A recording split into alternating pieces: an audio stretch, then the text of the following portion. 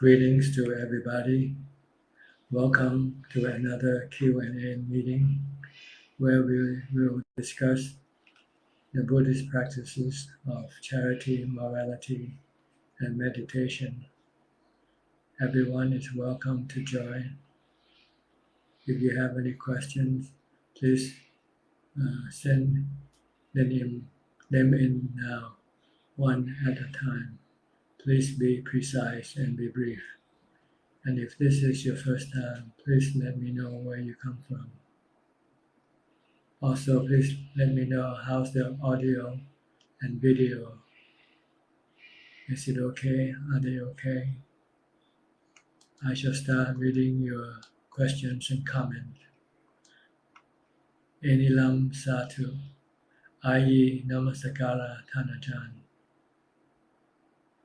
Gek Yen So.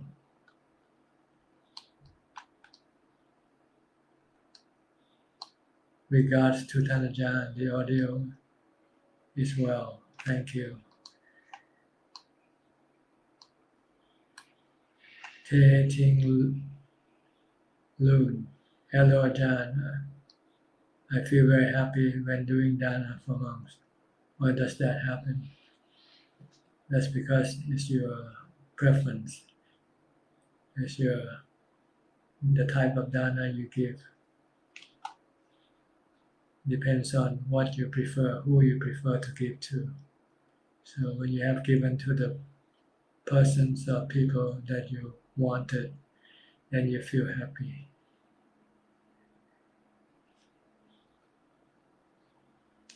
Terence T.H. Lee, wishing Thanajan well and happy. Thanks for your Dhamma teaching. You are welcome. Kenneth Hunt, good morning Thanajan, you are clear. Thank you, Professor. Anura Kamalat, good afternoon Thanajan. Very happy to see you again. Same to you. Good to hear from you again. Bilim Sukihotu Thanajan, Satu Satu. Alvin Lee, good afternoon Thanajan. Audio and video.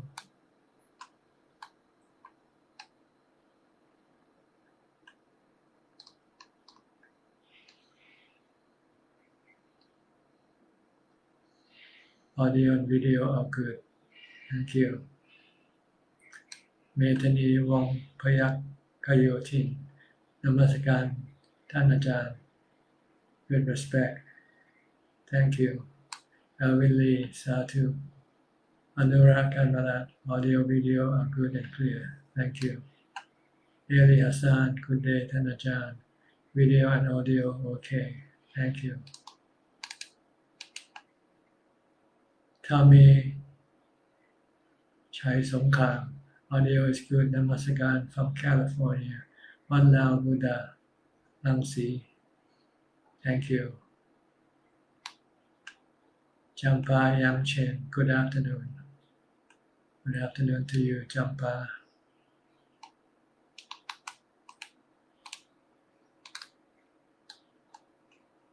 Ayi, video and sound. Clear Thanajan, thank you.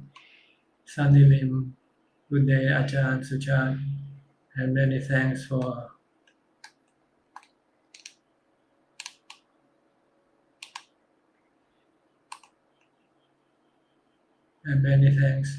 teaching of the Dhamma to us. Stay safe and audio is good. Thank you. Sadhu, sadhu. Question from John. My question keep running back and forth, so I have to keep chasing after them. I'm sorry. I read it for a couple lines and then it just went away somewhere else. Question from John Pepper, UK. A friend of mine is coming towards the end of a bankruptcy period. She wants to know whether she should be paying back creditors after this period, even though the original debt has been paid and there's only interest remaining. She has no job and no income, and she wants to know in terms of the 5 precepts whether she should try to pay back. Thank you. This is a matter of the person who you owe, whether they still want your money or not. If they don't want your money anymore, then there's no need to repay them. If they abide by the law, and the law said you have paid your due, then there's no need to pay anymore. Especially if you don't have or cannot afford to do so. But if you're rich, if you turn up rich again and you want to pay this amount, then you can consider it to be charity or dana. I don't think you are breaking the precepts. You are, because the law is based on the precepts, and if the law says this is it, then I don't think you owe the person anything anymore.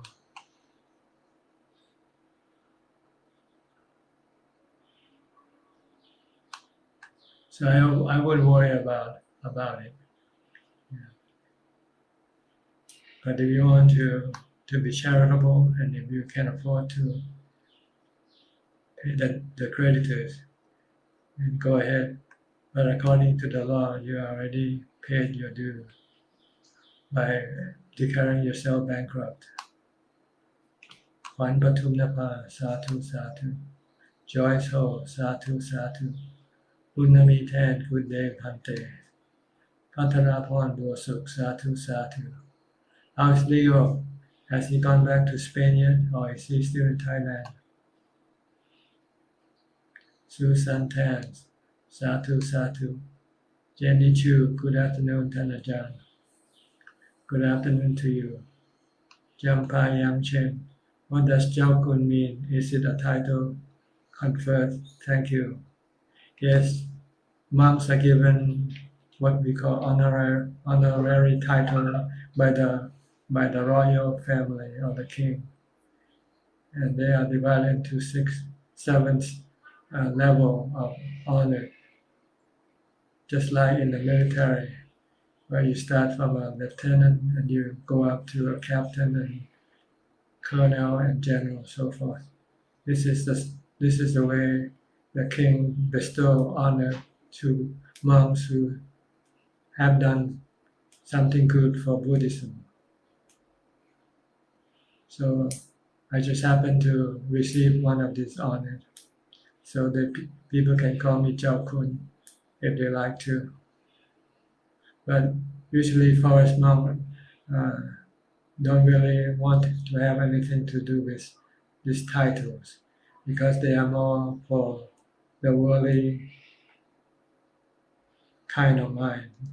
For the ones who seek Dhamma and liberation, this could be a trap. So forest monks usually shy away from receiving title if it's possible. But if it's not possible, then they just accept it and then just leave it alone. Have nothing to do with the title whatsoever. Still refer to themselves as Ajahn, not Jiao Kun.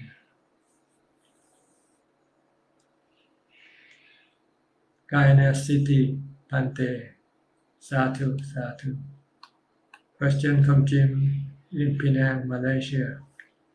Question number 1. One day when I wasn't feeling well, I decided to meditate for the first time by concentrating on my breath. Suddenly, I can feel my breathing and my breath, and my heartbeat became lighter too. Then I felt as though I was one with the universe. Free from my body. I felt peaceful, but suddenly got scared thinking that I have died.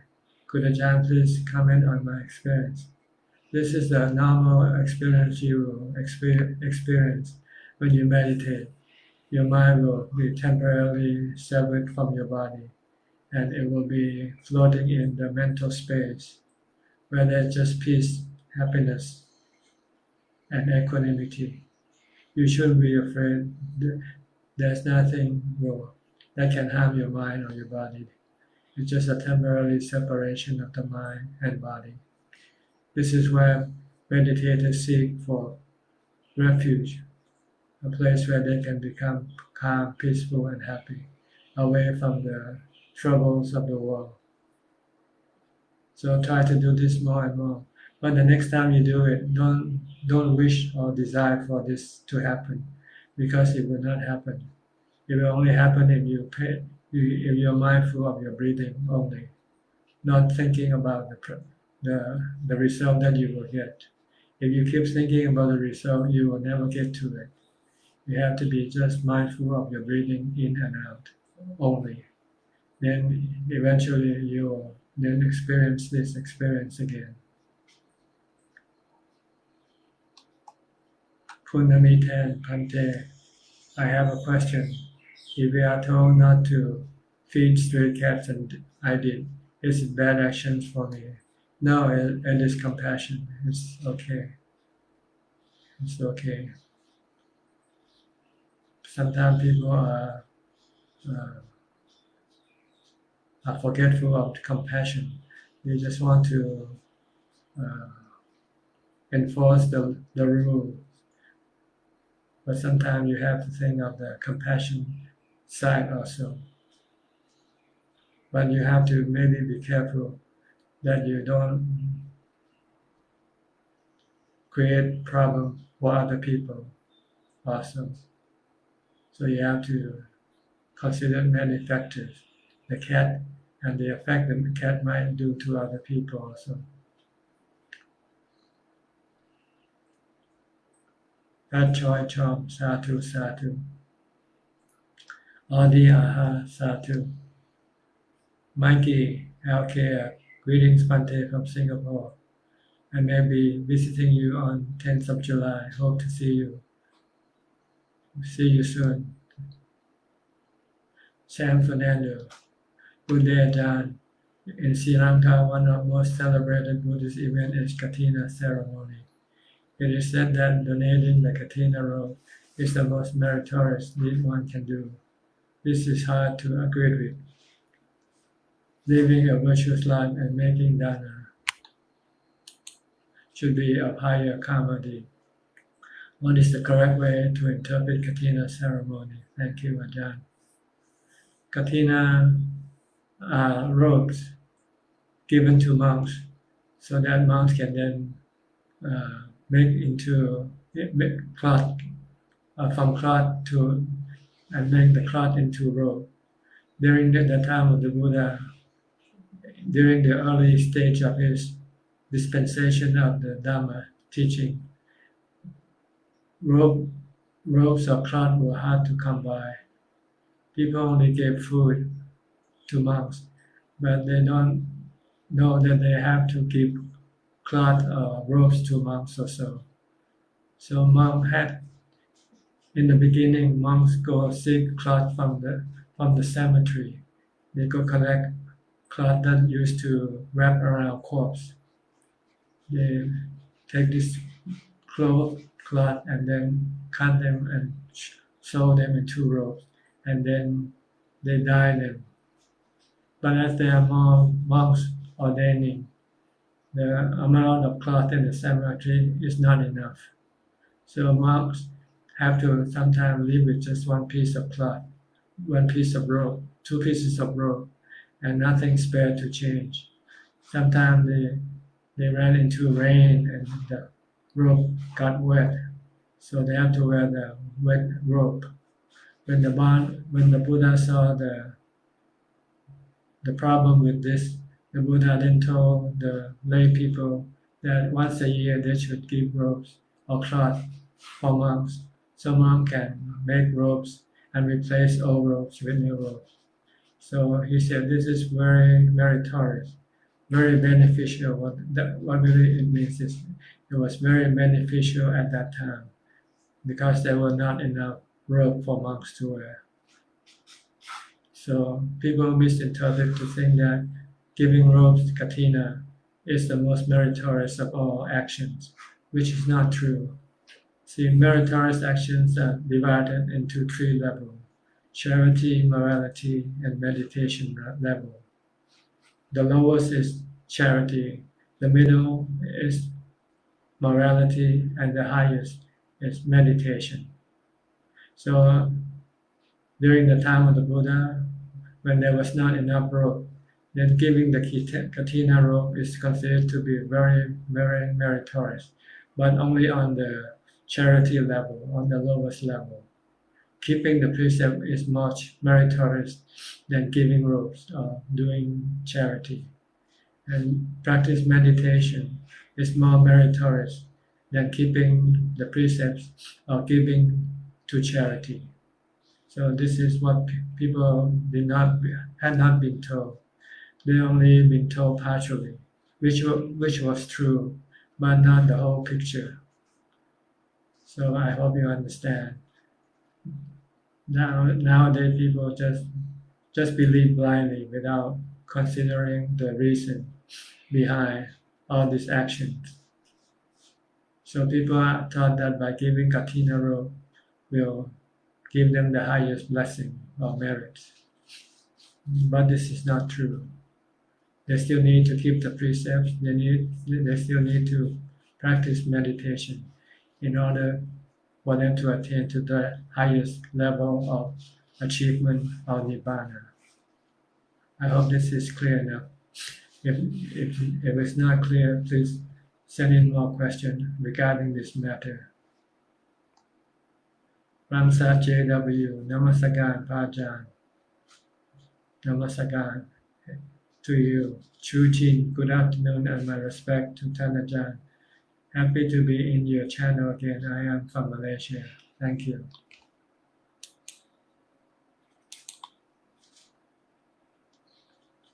Adeline Chin. Good afternoon, Tanajan. Very happy to be listening in today. Very happy to hear from you again. Chompu MTR, Satu Satu. Patrapon Gosuk, thank you, Long Ta. Leo is back in Spain today. Okay, happy to hear that. He seems to be very proud of the work he is doing. He even shares some of the earnings from his work and give it to charity. Give it to me for charity. Jampa Yang Chen, congratulations to you, nevertheless, being conferred the title. You're welcome. I received this title almost 27 years ago already, I think. But never use it, never, proclaim it to anybody. Only those who happen to know it. That's all. Nook TW from Melbourne. Thank you. Pauline Soon. What is the meaning of spiritual practice? Spiritual practice is mental development. The practice of charity, morality, and meditation is considered to be spiritual practice. Buddha Gitsiri. Buddhika Gitsiri. When I do meditation, ears are getting blocked, light sink into the water. Thought disappear, peace appear. Is it Upajjara Samadhi? Is light reaching Anuloma Jnana? I think you are about in the first or second level of jhana, not yet to the fourth. And this is not Upajjara Samadhi. It's considered to be approaching Appana Samadhi or Kanika Samadhi, whichever, dependent on the duration. If it stays calm for a long time, we call it Appana Samadhi. If it stays calm briefly, we call it Kanika Samadhi. Nopon Susat, Satu, Satu. Kenneth Tan Kibok. Greetings, Ajahn. May you be well and happy. Thank you. Awi. Namaste, Ajahn. I am from Indonesia. May Ajahn always be healthy and happy. Ajahn, allow me to ask a question. Is the nimitta a prerequisite for getting the jhana? No, it's actually a distraction. So if you see any nimitta before you get to jhana, you should ignore it. Pay concentration or pay attention to your meditation object only. Don't be distracted by the nimittas. If you follow the nimitta, keep watching the nimitta instead of your meditation object, you will not be able to reach jhana. So we have to ignore everything that appears during meditation. Only focus on your meditation object only. Then you will be able to reach jhana sooner or later. Tilda Natural, Sadhu. Falling soon. We just mindful our mind to get rid of defilement every moment. Is it good enough for practice? Mindfulness alone is not enough to get rid of defilement permanently. Mindfulness can get rid of defilement temporarily. To get rid of defilement permanently, you have to use wisdom, which is seeing the three characteristics of existence in the objects of your defilement.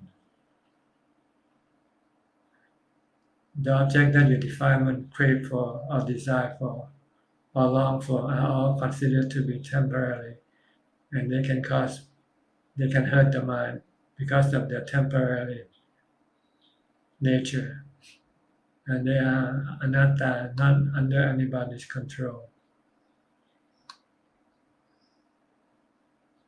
Tantari, Satu Satu, Netipi Chapat. Okay. Falling soon, Ajahn explained meaning of contemplate in the practice.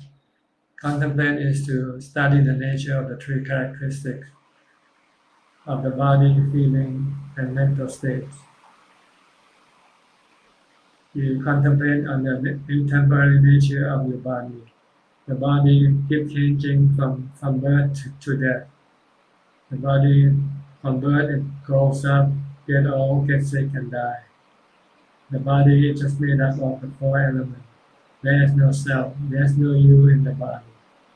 You are not the body. You belong to the mind. You come from the mind. 10 BK, Sadhu Sadhu. Falling soon, Dana Harmonikai, and Ajahn tell. There are three kinds of dana. If you give material things like money, this is called material dana. If you give knowledge, then this is knowledge Dhamma. And if you give Dhamma, this is called Dhamma charity. So there are three types of charity you can give. Material, things like money, clothing, food, such, housing, medicine. This is material dana. If you have no material things to give, you can give knowledge. If you are a professor, you can give free lecture to people who want to learn from you. The worldly knowledge, such as science, mathematics, chemistry, or anything of that sort, is considered to be the charity knowledge.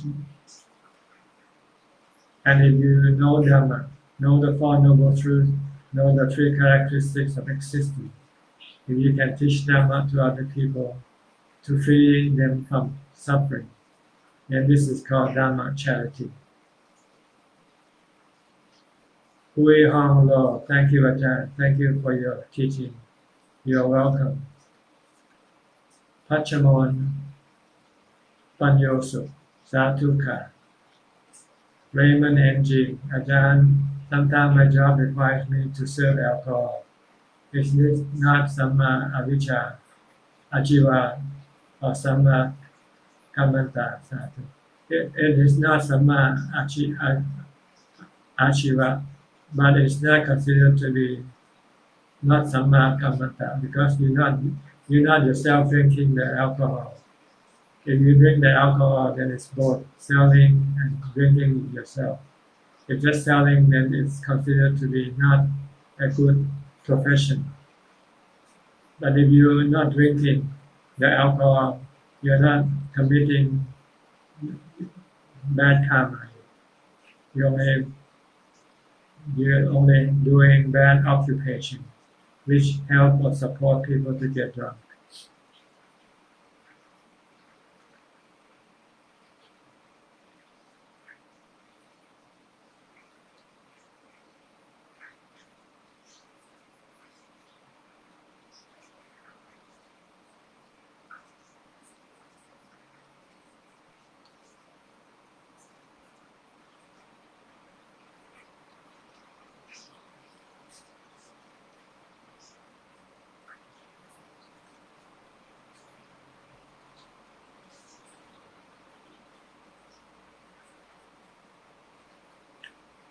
Ajahn take what?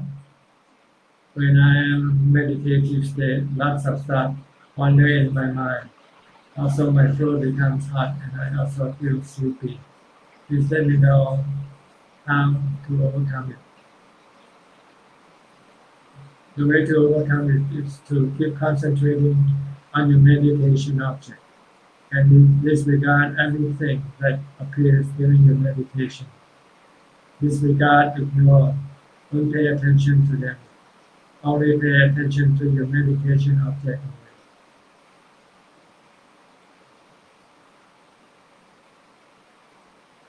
And if you find that you could not overcome, then you might have to switch your way of meditation. Instead of watching your breath, you might have to do some chanting or reciting some mantra. That's because your mindfulness or concentration is not strong enough to be able to sit and watch the breath only. And if you cannot do this sitting, then you might have to get up and walk and do walking meditation instead first.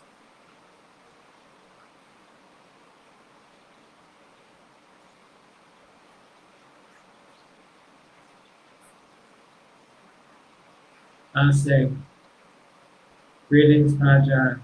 Greetings to you. Yo Fuji, Ajahn, I have a question. May I know how to stop our sanya perception from working? You cannot really stop it permanently. You can stop it temporarily by focusing on a meditation object, such as the mantra Bhutto, Bhutto, Bhutto, or watching your breath, or watching the movement of your body all the time. If you're not sitting, then watch the movement of your body, or recite the mantra Bhutto, Bhutto. And if you sit and meditate, then just focus on your breathing, or recite the mantra Bhutto, Bhutto. Then your mind will stop temporarily, and your perception and thought will stop temporarily. But you cannot stop your mental perception and thought permanently. But you will learn how to manage them, to guide them to go into the proper direction that will not hurt you or harm you.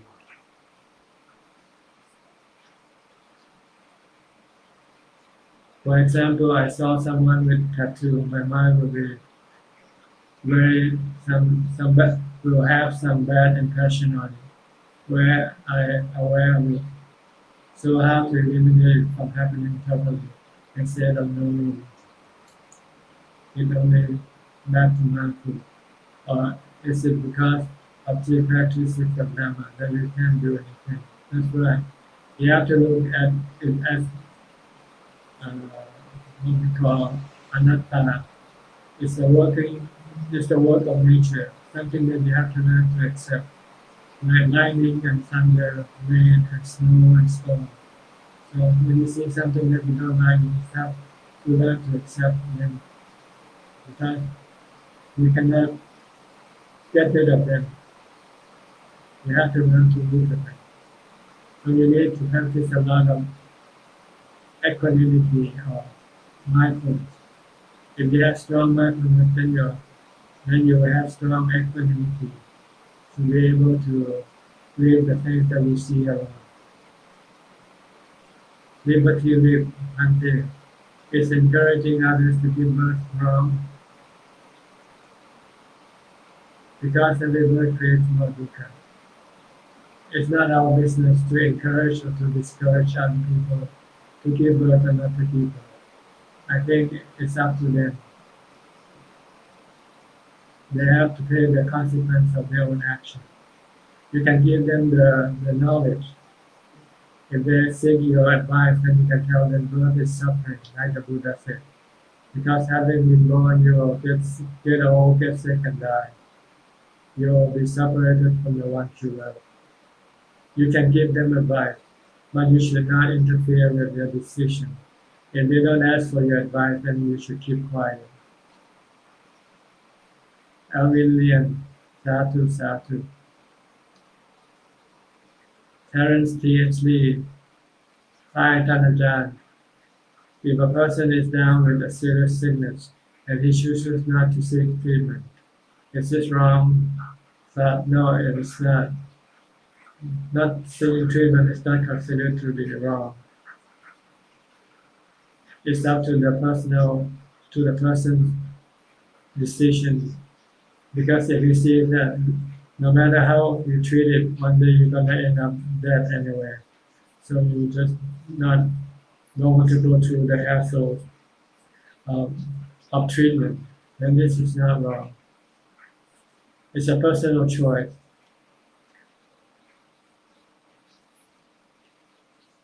Is he being selfish toward the people around him? No, his body is his own business, not other people's business.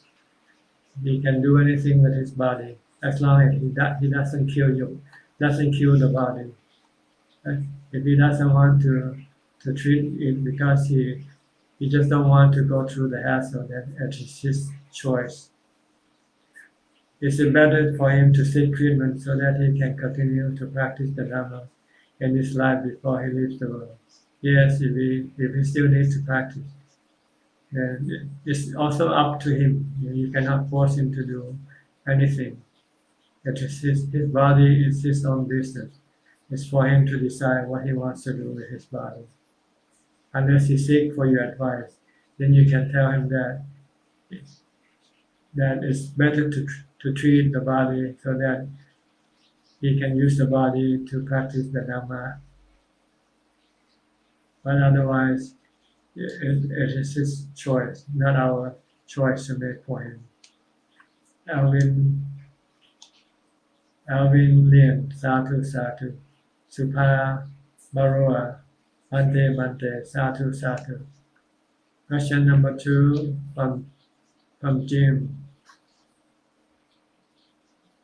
When I visited a temple in Malaysia for leisure, I saw a body of senior monk that was preserved in glass room, and then observed it and paid respect to it.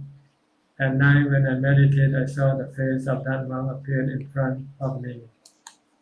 I came out of meditation and never do it again. Why do you experience this?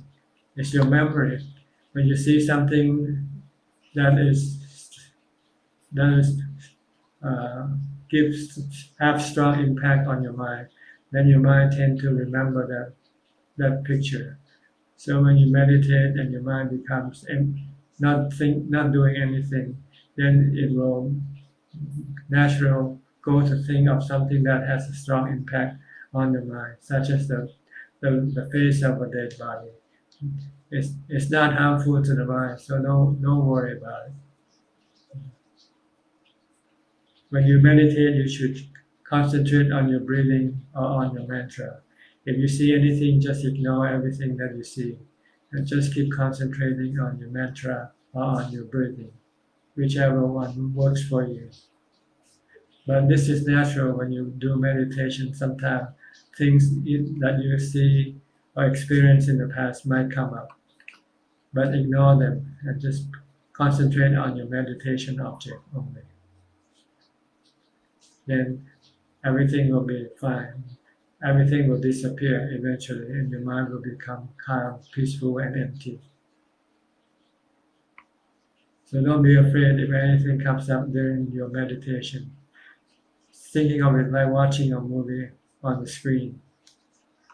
Just don't pay attention to what you see. Keep concentrating on your breathing or your mantra.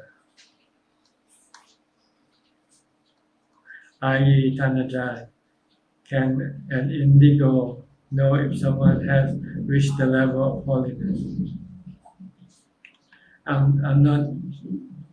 don't understand the word indigo, I'm sorry. Can you explain to me what does it mean? Indigo. Question number 2 from IE. If Nirvana is a condition, not a place, what about heaven and hell? They are also conditions in your mind. Happy state of mind is called heaven. Suffering state of mind, miserable state of mind is called hell. If heaven and hell are one state of mind, and heaven and hell located in the 30 planes of existence and the places, the 31 places of existence are not places. They are states of mind, but sometimes they also include places, like if there's a body involved. If you have a body, then you have places. If you have a body of human or animal, then there will be places involved. But the rest of the other states of mind has no places involved. They are just like dream states. They are like when you go to sleep and you start dreaming. There are also places, but they are in your dream. They are virtual places, not real places like when you have a body.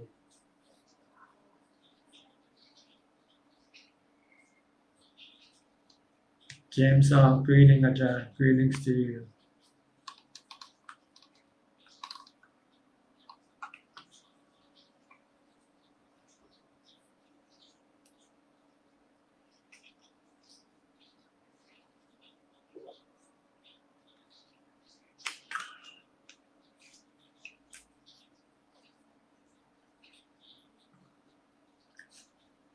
Regarding the 31 planes of existence, when you don't have a body, then you have virtual places, like when you're dreaming.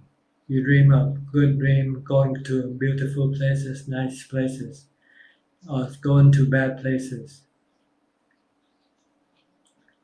Having good dreams is called heaven, having bad dreams is called hell. Only when you have a body of human or animal, then you have physical places to wander. But when there's no body, then you wander in the virtual places of your mind. We call dreams. Every night when you go to sleep, you enter into one of these virtual places of existence, virtual planes of existence, depending on the accumulated good or bad karma that you have accumulated so far. So your body might be in a human realm, but your mind might be in a heavenly realm or a hellish realm, depending on the good and bad karma that you have performed and accumulated up to the present.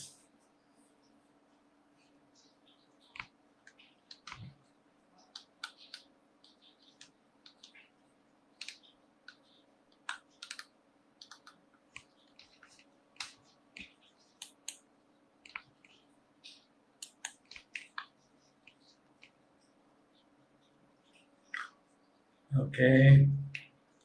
Anybody would like to ask any more questions? If the answer I gave to your question wasn't clear enough and you want me to clarify, please don't hesitate. I'm willing to be corrected also if my answer is not right according to the scriptures, because I did not study a lot of scriptures. I only just know the basic from the scripture, know the Noble Eightfold Path and the way to meditate, to develop samatha and vipassana. But other things I might not know. So if what I say is not correct, you are welcome to correct me anytime.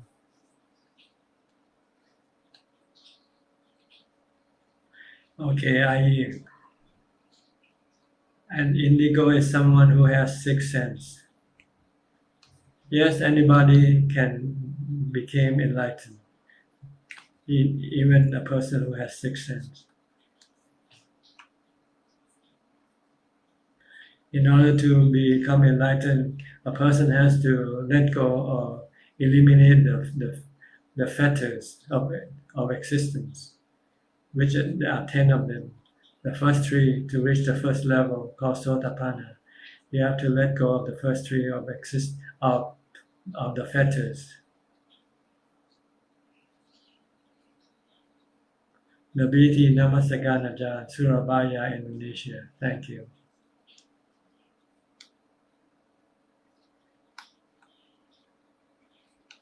Pauline Sun. Virtue of a person is it considered in reborn? Yes, virtue or vice. Virtue is called good karma and vice is called bad karma. So whatever you do, good or bad, will be will be will be accumulated in your mind, and then will be the one that will decide which type of reborn you will have, which type of rebirth you will have. Whether you will get a human body or animal body, this depends on your good and bad karma.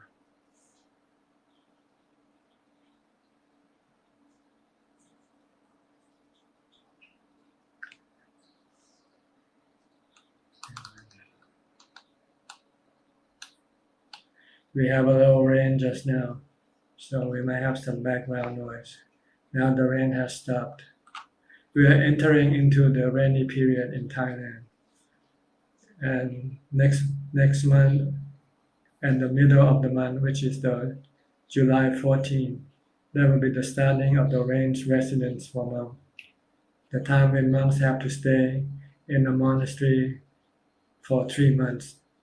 They can only leave for some emergency purpose, like if their parents are sick and they have to go look after them, or the teachers are sick, or if the monastery needs some repair and they have to go seek some material to fix the the the, the monastery, then they can go for 7 days and 7 nights, but they have to return. The Buddha didn't want monks to travel during the rain's residence because they could cause problem to the farmers who do their planting. Sometimes monks like to walk across the field, and this can hurt the the crops, the crops that the farmers were sowing. So the farmers went and complained to the Buddha about this. So the Buddha said during the rain's residence in which farmers have to do their planting, don't travel, don't go, stay put in one place. Only go for emergency purpose only.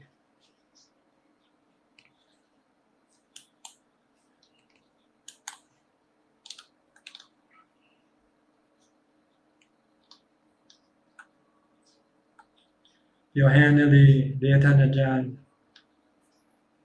Nowadays, food are added with additional flavoring to enhance the taste. Like if we choose healthy food over delicious food. But now healthy food also been added up with many flavoring already, so they taste good. Everywhere we go, all food tastes are good. Not like in the past few decades. Could it contribute to our kilesa too? It depends on how you perceive them. If you perceive them as dirty, not attractive, then you can overcome your kilesa. So the Buddha taught us before we eat, we should contemplate on the dirty aspect of the food that we eat by thinking of the food inside our mouth, inside our stomach, or when it comes out from the body. When you see this aspect of the food that we eat, then you can eliminate your kilesa or your cravings for food.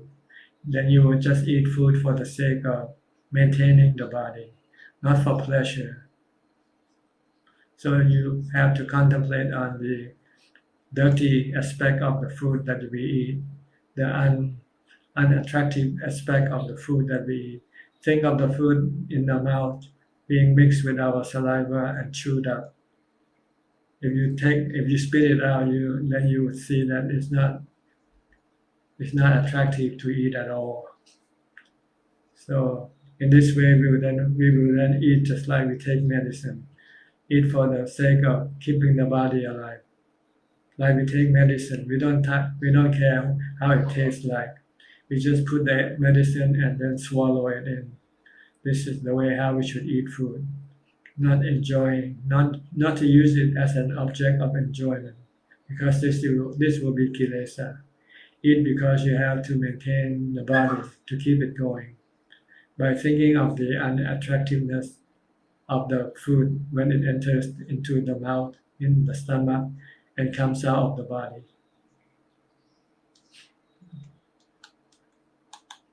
Chu Chin, dear Ajahn, may I have further clarification on the mind is eternal. I am a bit confused as I thought the mind is not eternal, as the mind is also something we have to give up after attaining Nibbana. May you enlighten me, please. Thank you. The mind is something that never disappears. The mind is permanent. The mind is one of the 6 elements that are considered permanent things. The other 5 is the earth element, the fire element, the wind element, the water element, and the space element. These are all elements that doesn't disappear. But they keep interacting with other elements and become temporary things like body, like trees, and for instance. This thing then will eventually break down and disappear and return to the original elements. So the mind is like this. It's the knowing and thinking part. The mind is the knowing and thinking. What is not permanent is that is constantly changing is the thinking. The mind keeps thinking differently all the time, thinking about this and thinking about that, and creating mental or emotional states. These are all not permanent. They keep changing depending on the thinking of the mind. But the mind itself, the one who thinks, the one who knows, is eternal. It doesn't die with the body or with the thoughts. You think about something and this thought you think about can disappear, replaced by a new thought. You think about money, then you think about working, then you think about eating, and so forth. This is constantly changing. The things in the mind change, but the mind itself doesn't disappear. The mind remains knowing and thinking. So after Nibbana, what happens when you reach Nibbana? You just get rid of the bad thought, the thought that are kilesa or defilement. The thought about greed, hate, and delusion will be no longer in existence in the mind. But the mind doesn't disappear with the defilements. So this is what Nibbana is: the disappearance of the defilement, not the mind. We don't give up the mind. Yeah. We cannot give up the mind. We cannot destroy the mind. The mind is just like the water element, the wind element, the fire element, the space element. We cannot destroy them. They are always there, somewhere in this universe. So don't worry about the mind. What you should worry is just your defilements, your greed, hate, and delusion. This is what you want to stop or get rid of. Once you have got rid of all these defilements, then your mind becomes pure. And the pure mind is called Nibbana. That's all. Falling soon, dukkha arises because 3 senses? No. Dukkha arises because of 3 cravings. Craving for sensual pleasures, craving for being, and craving for not being. Kim Bun Chu, Ajahn, afternoon. Afternoon to you. Falling soon again. Ajahn, meaning liberation, please explain. You have to explain to me first what liberation is. I don't know what you mean by liberation. Esther, okay. Satu, Satu. Catherine Win, Satu. Satu. Falling soon, past life of mind is carried to present. Is reality happening? Yes, the mind comes from past life and it will go into the next life. Same mind, different body.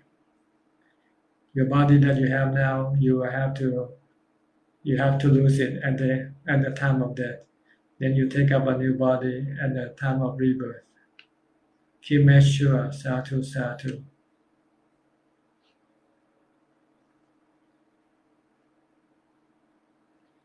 Okay, we still have 10 minutes left for our question and answer. If anybody wants to ask any more questions, you're welcome to send them in. Please be precise and brief. And if you did not understand the answer, you can repeat the question again.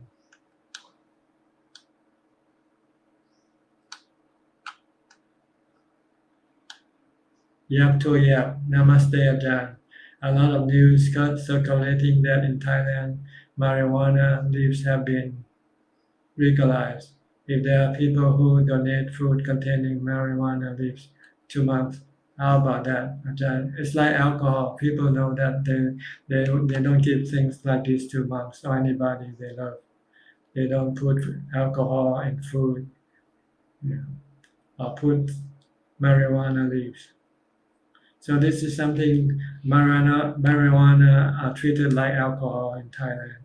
So people know the bad effects. It's only the people who wants to make money from marijuana that try to glorify the use of marijuana. But for people of morality, they know marijuana is like alcohol. So they won't give it to their loved ones or to the monks. Chu Jin, thank you very much for the explanation, Tan Ajahn. I will continue to work hard to rid of the defilement. You are welcome.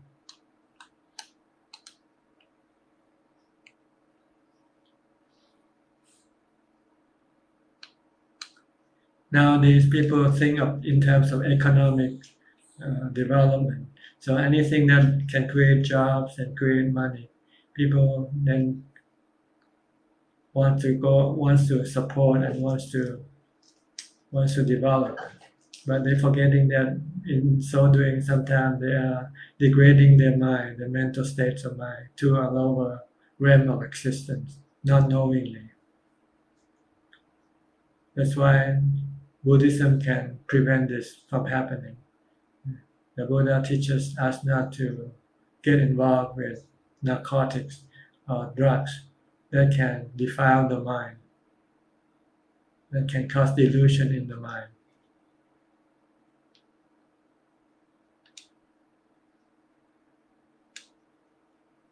I'm sorry, Tan Ajahn.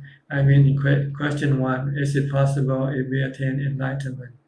Can other people know that we have attained enlightenment? Usually no. Most people are not able to read the mind of other people, except for some enlightened beings like the Buddha or his noble disciple. Some can read the mind of other people, and they know that this person or that person has become enlightened or not. Like the Buddha, when he gave his first talk to the 5 ascetics, when he finished the talk, he could see the mind of one of the 5 becoming a Sotapanna. That's because the Buddha has the ability to read the mind of other people. And in modern time, I think Ajahn can also read the mind of some of his disciples also. So not every enlightened person can read the mind of other people, whether they are enlightened or not, except for those who have this special gift of being able to read the mind of other people. Then they can tell whether this person has become enlightened or not.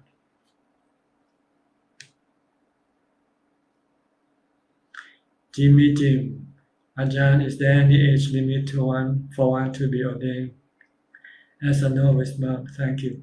You have to be at least 20 years old before you can become a monk. But as far as the upper limit, there is no limit. But the older you get, then the harder for you to study and learn. So try to ordain as soon as possible when you are still young and strong, because you need a strong body to practice the Dhamma. If you're old, you constantly get sick. This can be a deterrent or distraction to your meditation practice. Like we just have a person from Malaysia who's been ordained briefly, a few months now he's facing a lot of physical problems because he ordained at the age of 60 or so, I think. So now this morning he got diarrhea and he could not go to on Bintabat. So he can, the older you get, then it's a lot easier for you to get sick, to be physically impaired, and this can be an obstruction to your practice. So if you're earnest about practicing for enlightenment, then you should start as early as possible. Don't wait, because the longer you wait, then the harder it will be for you to practice when your body becomes older, weaker, and sicker.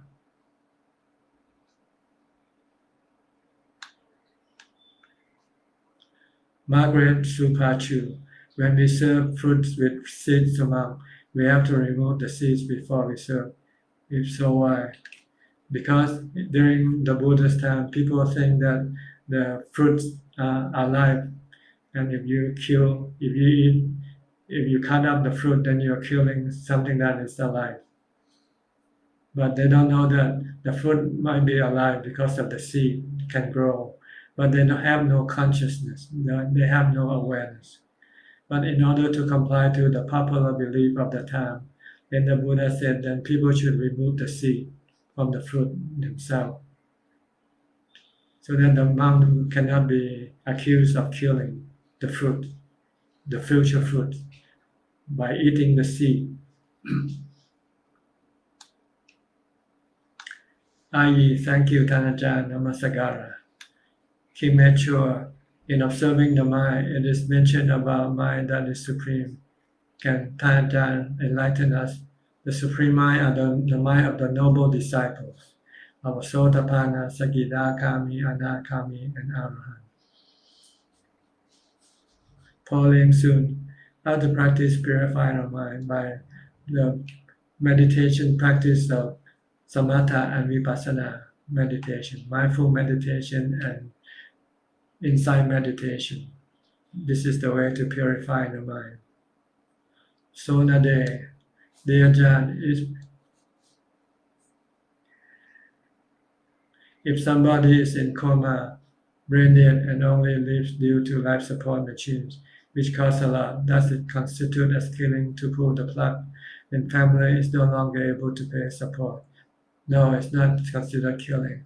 It's just considered to be stop supporting the body, the soul. So this is not considered killing. So you can do that if you find that it's useless to keep the body going and not improving and will never return back to normal. So why is the purpose of prolonging life for?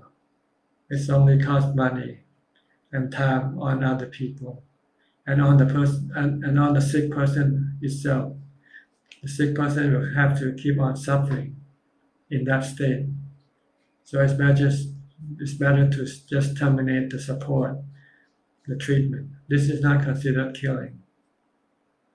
Margaret Supachu, thank you, Ajahn. Okay, looks like that's about all the time we have. Oh, let me see, any more questions yet? Okay, so I don't see any more questions. So I think it's a good time for me to say thank you for your attending this meeting. I hope you have learned and used it to your benefit and help you advance in your practice. In the meantime, please stay safe, stay mindful, and keep on practicing. If all goes well, I'll see you again at the same time next week. Thank you and goodbye.